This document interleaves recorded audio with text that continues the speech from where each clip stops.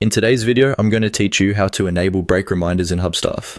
If you want to help your team stay consistent with brake policies and make sure reminders are turned on properly, this process is fairly simple once you know where to look. I'll walk you through it clearly so you can follow along inside Hubstaff without missing anything. To begin, open Hubstaff and go to the settings area. This is where you'll find the main controls for workspace rules and team policies. Once you're in settings, look for the policy section and open it.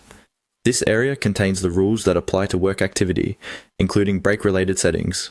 From there, click on Work Brake. This section is specifically where brake behavior and reminder options are managed. After opening it, click on Action. This will give you the option to manage the current policy. Next, select Edit Policy so you can make changes to the existing brake setup. Inside the policy editor, look for the checkbox that enables notifications for work brakes. Turn that checkbox on to activate brake reminders. This is the key setting that allows Hubstaff to notify users when it's time to take a break based on the policy you've configured. After enabling it, make sure your changes are saved if Hubstaff prompts you to do so.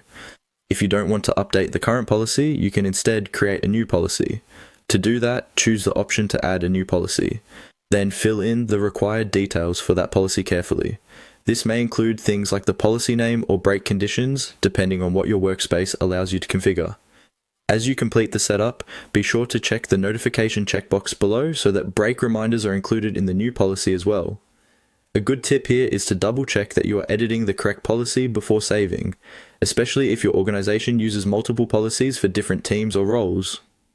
That can help avoid confusion later, and make sure the right users receive the correct reminders.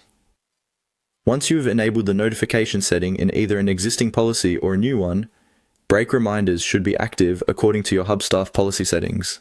And that's it. You've successfully learned how to enable brake reminders in Hubstaff.